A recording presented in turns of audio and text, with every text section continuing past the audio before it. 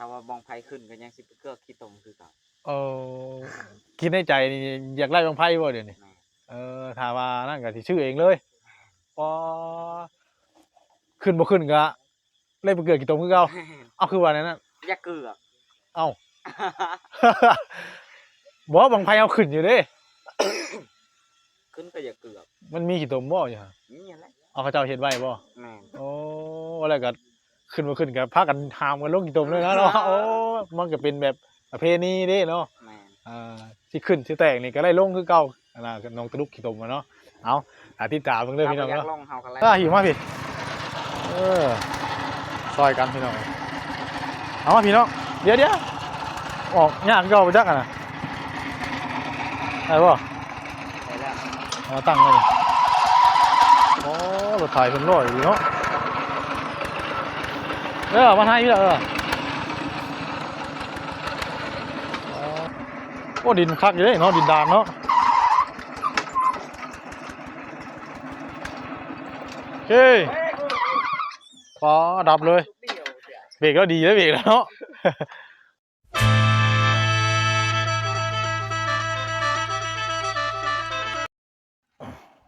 พี่น้องกันเนาะมาวันนี้แห้งไวขึ้นกว่าเก่าวันนี้ติดซองนะจนทีเกือบแล้วพี่น้องกันเนาะเอาสบายดีพ่อแม่พี่น้องซีเบิร์ดสู่คู่สู่คนยินดีต้อนรับเข้าสู่ซ่อง YouTube บ่าวบุญเผยชาแนลอีกแล้วพี่น้องเลยเนาะอัปเดตพ่อแม่พี่น้องเบิ่งเอาคือเอาไว้ทั้งหลังบัดนี่มันอะไรมันแบบมันลมบ่ มันลมเนาะพากันเฮ็ดห่างง่อยขึ้นเลย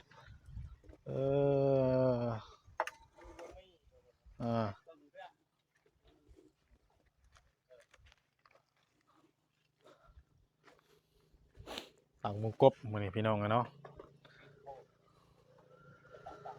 ทำกันได้ขึ้นครั้งนั้นครั้งนี้พี่น้องเนาะถือว่าไวเติบมื้อนี้เนาะ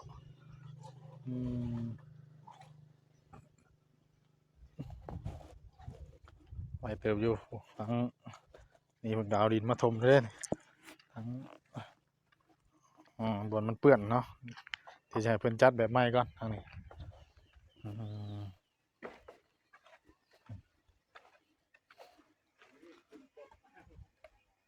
ไวเติบพี่น้องเนาะทางไกลเพิ่นเฮ็ดไว้ได้ทางไกลเนาะว่านี่ทำมานั่นโอ้ยเพิ่นมาเฮ็ดอยากได้พุ่นเด้พี่น้องว่าเพิ่นมามื้อนี้ก็ถือว่าไวอยู่เด้นี่เพิ่นเนี่ยบ่แรงนี่จะว่าได้เทคานพุ่นบ่จ๊ะเนาะแม่นบ่ใช่ครั้งนี้ก่อนเนาะครั้งนี้แหละน่าจะเป็นมื้ออื่นเนาะพอดีเฮาป้าตัวนี้แห้งนะอื่นก็ได้เทคานน่ะพี่น้องเอ้ยไวอยู่เพราะว่ามื้อแรงนี่สิได้พากันกลับนะพี่น้องเนาะมื้ออื่นก็เป็นตอนแรงจังได้ขึ้นมาใหม่ลงเมื่อตบเครื่องเสื้อผ้าเสื้อแพร่ก่อนเมื่อแล่นเวียกทางนั้นแน่ฮะขึ้นมาพอดีบุญเนาะโอ้ดิบุญบังไฟแล้วเนาะมาเบิ่งทางช่างไก่กับทีมงานหรือว่าทางลุงโจยทางน้องชายพลเพิ่นเชิกบังไฟก่อน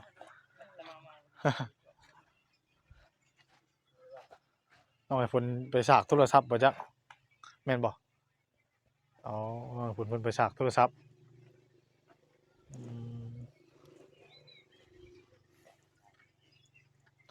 เดี๋ยวโอ้ลมกับทางน้องเบยก็ได้พี่น้องเนาะว่าทางน้องชายพลเพิ่นไปฉากโทรศัพท์ให้เพิ่นฉากโทรศัพท์ก่อนสบายดีเด้อทางน้องเบยโดยพักเช้าอยู่พี่เมื่อคืนนี่เป็นไดนอนรับคักอยู่บ่รับคักอยู่เนาะคือมื้อนี้น่ะคือสิอยู่ทางเพื่อนน้องชายพลนี่ก่อนบ่หรือว่าตอนแรกสิกลับบ่อยู่นี่ก่อนเนาะโดยเพราะว่าเพิ่นยังทางบลาเพิ่นเฮ็ดเวียกทางประตูพี่น้องเนาะถือกี่ว่าเลขเจ้าคือวานนี่ฮะบ่ถือเช้า เอ้ยเนาะ บ่ถือช้ำเพิ่นว่าเนาะ แหละทางน้องเบยก็มีแต่อ่าหารองบเนาะเฮ็ดกระตอกกระต๊อบอันนี้พี่น้องเนาะทางบ่ล่าเพิ่นมีพอแล้วบ่คือนี่ใดยังบ่ฮู้เนาะพี่น้องเนาะอ่าว่าสิสร้างกระต๊อบให้น้องเพิ่นวันที่ดินใหม่หั่นแหละพี่น้องเอ้ยเนาะก็ถือว่าหลายคนหรือว่าหลายท่านทาง24เพิ่นก็อยากสดซอยน้องเพิ่นคือสิไล่อีดอกพี่น้องเนาะสิเป็นเฮ็ดกระต๊อบบ่คือเพิ่นสิตัดสินใจเฮ็ดเรือนเลยแหละพี่น้องเอ้ยเนาะนี่ก็ติดตามเบิ่งนํกันเนาะน้องเอ๋ยเนาะว่าสิเพิ่นทั้งเพิ่นสิเฮ็ดเรือนบ่คือทั้งเฮ็ดกระต๊อบให้น้องฮะ ม่วนนอน น้องอีบ่จักเมื่อคืนนี่ 12โมงจะได้นอน 12โมงอืม ตื่นก็ตั้งแต่5โมงเช้า ตื่น5โมงเช้าเลยกินข้าวกับหยังมื้อนี้กินแล้วบ่ เครียด แกงเขียดปลาก้างเขียดพร้อมบ่ บ่ ใส่ผลบ่โอ้ผลปลาก้างเขียดอืมพู้นแหละเท่าวิทย์บุญพู้นแหละจังพากันครับเพราะว่ามันก็เจ้าบุญแน่นอนพักเช้าอยู่กับทั้งประตูโจยนี่แหละโทรหาไผน่ะอ่านี่โทรมาเนาะถ้ามันโทรมาก็คุยกับเพิ่นก่อนทั้งเมตใจดีเพิ่นบ่ เพิ่นก็สิพากันพักเช้าพุ่นแหละเพราะว่าบิดบุญพุ่นแหละพี่น้องมาอีกทางกับเพิ่นก็มาดินบุญนํทางเฮือนทางลุงโจทางน้องหยาพลเลยเพราะว่ามันก็มื้อนี้ก็ที่27ได้พี่น้องเนาะมื้อบุญน่ะวันที่29วันเสาร์วันอาทิตย์เนาะวันเสาร์วันอาทิตย์นี่ถือเป็นมื้อจบทางวัดเพิ่นก็ถือว่าเมื่อกี้นี้ก็พากันใส่ซองบุญไปแล้วพี่น้องเนาะผู้ละซองเพิ่นมาแจกจ่ายให้กินพี่น้องเลยถือว่าทำเอาบุญน้ำกันพี่น้องเนาะทั้งน้องเวยเพิ่นก็ผู้ละมื้อเตรียมงานพุ่นแหละเนาะไปร่วมบุญร่วมงานนำกันเดี๋ยวจะถ่ายให้ FC พี่น้องได้เบิ่งได้ชมนำกันเด้อเนาะพี่น้องเนาะ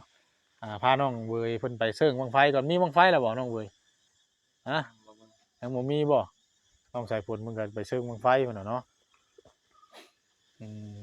เนี่ยเสื้อบั้งไฟน้อยแล้วไปจูดนิดเซลในลายแล้วนี่จูดแจ๊ะแจ๊ะ นี่ใส่แอวเลยนู้ว่าเป็นขายแบบให้บูชาบ้างเท่าไรบ้างใหญ่เนาะ วันโล ฮะ บัง600,000 บ้าง1 600,000พุ่นนะปาบูชาบ้าง600,000คิดฮะ ถ้าใครบ่ซื้อให้ก็จำเป็นซื้อเองถ้าว่าบองไผขึ้นก็ยังสิไปเกือกขี้ตมคือเก่า คิดในใจนี่อยากไล่บางไพ่บ่เดี๋ยวนี้ แม่ ถ้าว่านั่นก็สิชื่อเองเลยปอ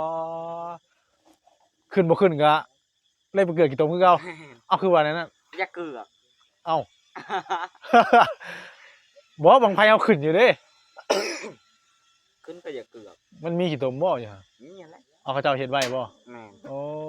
แล้วก็ขึ้นบ่ขึ้นก็พากันหามกันลงกี่ตมเลยนะเนาะโอ้มันก็เป็นแบบประเพณีเด้เนาะ แม่น สิขึ้นสิแตกนี่ก็ไล่ลงคือเก่าน้องตะลุกขี้ตมอะเนาะเอาติดตามเบิ่งเด้อพี่น้อง ถ้าบ่อยา เนาะ กลงเฮาก็แล่น เอาแลน แล่น แลนนี้ เขาไล่บ่ทันก็บ่ได้ลงหาเขาไล่ทันเขาก็ห้ามเอาไปแหละ เอาติดตามเบิ่งทั้งน้องเบยเนาะพี่น้องเนาะว่า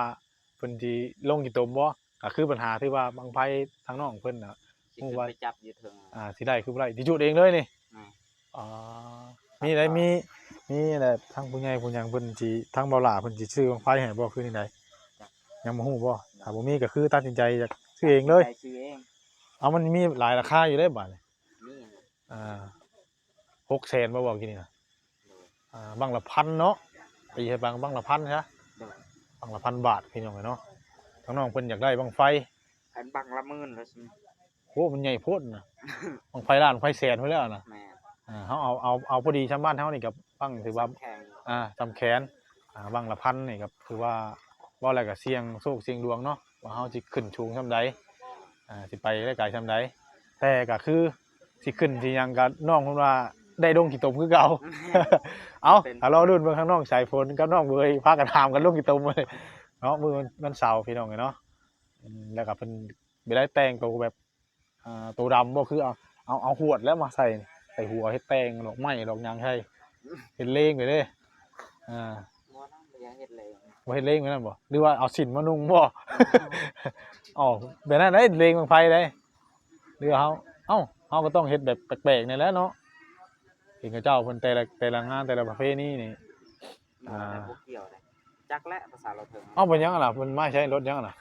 ที่ดิน ฮะ ที่ดินมาถม ไปย่างเบิ่งไปย่างเบิ่งเพิ่นเอาดินมาใช้น่ะเอาดินมาเข้าเฮือนน้องแขพลนี่บ่โอ้เด้บ่แม่นคนเฮือนนี่ข้างๆนี่บ่เพิ่นจ้างคนเฮือนข้างๆนี้เนาะอืม ผมคือเอาก้นเข้าถอยก้นเข้ามากินหน้าพุ่นน่ะถอยก้นเข้ามาสิเอาดินเข้านี่บ่เอาดินเข้านี้เจ้าเล่นหน้าไปแล้วก็เอาก้นเข้ามามันจังสิได้ง่าย มันก็กินเราก็กินให้ โอ้ไวอยู่เลยเพิ่นชวนดินมาเนาะนี่ว่าเอาเข้านี่ก็ได้นี่คิดบ่โอ้รถไถเพิ่นเอาดินเข้ามาพี่น้องเนาะโอ้เพิ่นใช้แยงนี่เลยบ่เพิ่นไปเอาใช้น้องเว้ยจักบ่ดินในหนองบ่คือนี่โอ้น้องเว้ยมาเอาอันตะนางนี่ยับไปพุ่นเนี่ยมาหิวอันตะนางนี่หิวมาพี่ซอยกันพี่น้องเอามาพี่น้องเดี๋ยวออกยากก็เอาไปจักอ่ะนะได้ป่ะ ได้แล้ว เอาตั้งเลยโอ้รถไถเป็นร้อยอยู่เนาะมาให้พี่ละเด็กแกดินเข้ามาเอา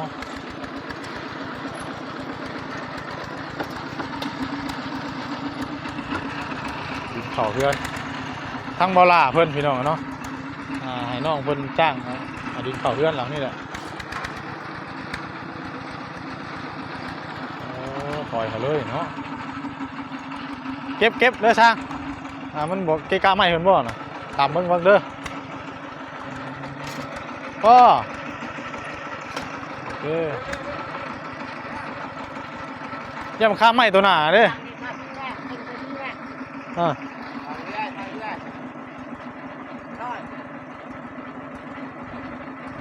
โอ้ดินคักอยู่เด้เนาะดินดานเนาะโอเคพอดับเลยเบรกแล้วดีแล้วเบรกแล้วเนาะโอ้เพิ่นบ่แก้วดินใช้ไวแท้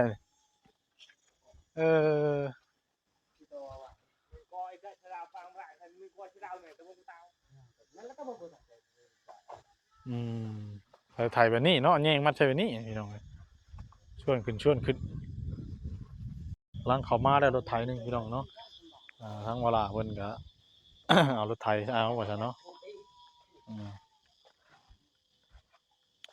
เอารถไถเอาเข้ามาได้รถนึงเอาไถแกเนาะเพิ่นคิดและเป็นห้องเพิ่นแต่ว่าดินคักเด้อพี่น้องเนาะนะครับถ่ายไปกับโทรศัพท์ฮ้อนพี่น้องเนาะเที่ยวตัดเที่ยวต่ออยู่ทางเราเคยก็ได้ก็จะอัปเดตให้พี่น้องไปเบิ่งได้ชมร่วมกันเอาพี่น้องเนาะ ตอนนี้เพิ่นก็สบายดีเด้อทางบ่แซนเนาะมาได้บ่แซนรถนึงเลยรวดเร็วเด้เขาว่ารวดเร็วดีปล่อยเขาเลยสั่งปุ๊บแล้วปั๊บแล้วเนาะแล้วไว้ดีพี่น้องเนาะ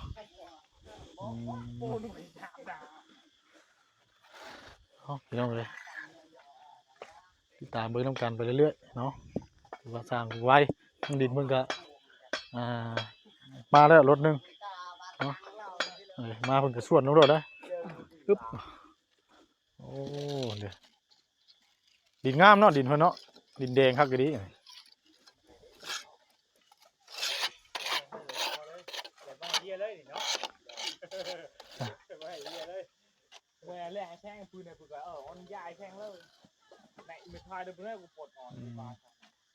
มันต้องตีไม่แป้นใส่ขอบไปเนาะมันจังง่ายเลยมันนี่เขาในมัดแต่การเป็นนี่คือได้ก็เป็นง่ายของเพิ่นแต่ว่าใส่แป้นบ้องข้างนี่โอ้ยคักกว่ายังแล้วสบายมันก็หลาย ควันในแล้วบัดนี้เนาะ อ่าควันเนี่ยอืม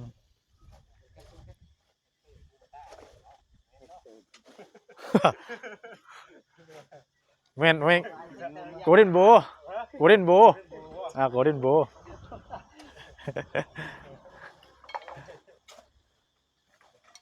อ๋ออ๋อบัดนี้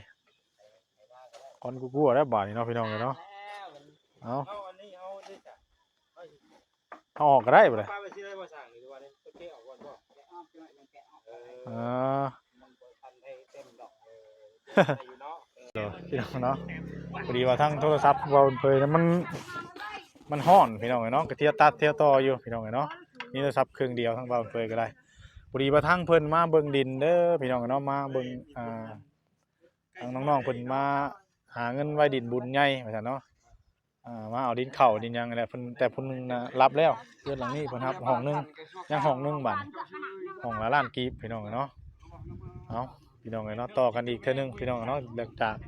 จบคลิปนี้ก็สิไปหาพักกินข้าวกินน้ำสักก่อนทั้งเบาบุญเผยก็ได้พี่น้องเอ้ยเนาะดีว่าอากาศมันร้อนแห้งมื้อนี้โทรศัพท์ก็เที่ยวตัดอยู่พี่น้องเอ้ยโทรศัพท์เครื่องเดียวเนาะมันก็เพื่อไปพักให้มันเย็นแล้วก็จังมาถ่ายต่อพี่น้องเนาะถามว่ามีส่งเครื่องก็คือสิทัน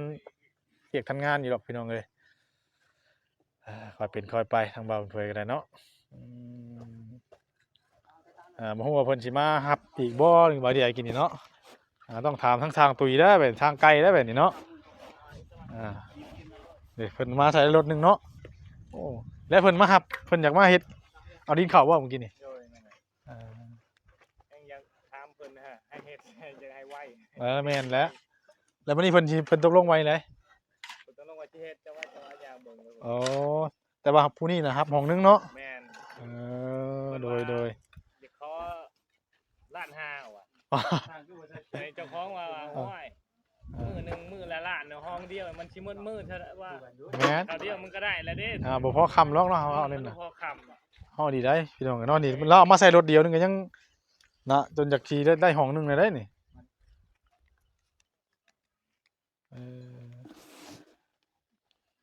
แดดแน่กะลมๆแน่หมื้อนี้พี่น้องเอ้ยเนาะเพิ่นก็ศึกษาเบิ่งอะไรพี่น้องเนาะเพิ่นอยากเข้าให้มันแล้วเนาะแล้วก็สร้างแม่นไว้เนาะประเทศเนาะไว้อยู่บืนได้เทคานเทิงนะบืนเข้าใจพี่เด้อบ่ได้เป็นกลุ่มได้ทางเฮ้ยบ่ไว้อยู่ที่กันว่าใช่เอาเพิ่นได้เพิ่นเบิ่งแล้วเอาไปถ่ายเพิ่นเบิ่งเนาะถ่ายเพิ่นเบิ่งมันคุมงานทุกการได้เด้อจังว่าสิจังว่าโอ้ยปวดท้องเลยไปที่ใดอีเนาะเฮงเนาะมันเฮางานแนวนี้เด้เฮาต้องอัปเดตให้เพิ่นเบิ่งน่ะนะคือทางไงเพิ่นก็เฮ็ดของเพิ่นเนาะเอาผู้ไทยก็ได้ไว้เนาะเจ้าอะไรนั่นก็เพิ่นเฮ็ดหยังเพิ่นเบิ่งก็ดีแล้วว่าทางโอ้มีแนวงานอื่นต่อไปก็อยู่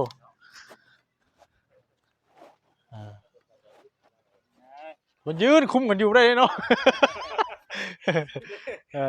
เอาเวลาเรากินข้าวกินน้ำก็บ่ได้เฮ้ยเนาะเอาเวลาพักเที่ยงกินข้าวพักกันพักพี่น้องเนาะบ่ว่ากันได้นี่เฮาก็อัปเดตให้พี่น้อง FC ได้เบิ่งนำกันอัปเดตเบิ่งสร้างแล้วเพิ่นเฮ็ดนั่นนี่เนาะงานเพิ่นออกมาดีพี่น้องเอ้ยก็ถือว่าไผคล่องแคล่วมีปัญหาพี่น้องเอ้ยเนาะเอาพี่น้องเอ้ยเนาะสำหรับคลิปนี้ทั้งเบาเผยก็จะได้ขอตัวจบคลิปแล้วล่ะพี่น้องเอ้ยเนาะพบกันคลิปหน้าคลิปต่อไปเด้อพี่น้องเอ้ยเนาะฝากกดไลค์กดแชร์กดติดตามเป็นกำลังแรงใจทั้งเบาเผยเนาะเฮ็ดคลิปดีๆให้พ่อแม่พี่น้อง FC ได้เบิ่งได้ชมนํกันพี่น้องเอ้ยเนาะก่อนอื่นก็ขอบคุญขอบคุณFC พี่น้องทุกท่านเนาะที่ว่าบ่กดข้ามโฆษณาบ่เผยไปบ่ได้ค่าน้ำมันพี่น้องเนาะการไปการมานี่แหละพี่น้องเอ้ยเนาะมื้อแลงก็สิได้พากันกลับก่อน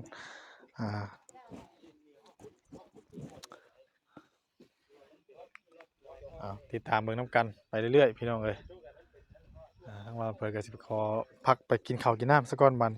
เพราะว่ามื้อเช้านี้ยังบ่ได้พากันกินข้าวหั้นนะพี่น้องเนาะพากันออกจากห้องพักแล้วก็มาเลยยังบ่ทันได้กินข้าวเช้าอยู่อ่าว่ากันเนาะพี่น้องเนาะอัปเดตเบิ่งเรื่อยๆพี่น้องเอ้ยสำหรับเพื่อนน้องสายฝนขอบคุณหลายๆเด้อทั้ง FC พี่น้องเนาะที่แนะนำพี่น้องเนาะสิ่งหลายอย่างเนาะทั้งบ่าวเผยกะแนะนำทั้งน้องสายฝนแน่แนะนำทั้งน้องเวยแน่ทั้งตู้โจยแน่พี่น้องเนาะก็หลายสิ่งหลายอย่างคอยบอกคอยแนะนำเพิ่นไปพี่น้องเนาะว่าแนวใดมันสิดีสิจบสิงามแนวใดมันสิรักสมรักษาแบบใดพี่น้องเนาะทั้งผู้รักผู้ใหญ่เพิ่นสุดซอยมาให้เฮาก็ปฏิบัติรักษาเนาะเพื่อเฮาสิได้แต่ละสิ่งแต่ละอย่างมานี่โอ้ยพี่น้องเนาะบ่แม่นง่ายก็ถือว่าอันมีค่าทุกสิ่งอย่างนั่นแหละพี่น้องเนาะทั้งหลายสิ่งอย่างก็มีค่าเบิดทุกสิ่งทุกอย่างพี่น้องเนาะเพื่อเฮาสิหามาได้ส่ำนี้ก็โอ้ยบ่แม่นธรรมดาพี่น้องเอ้ย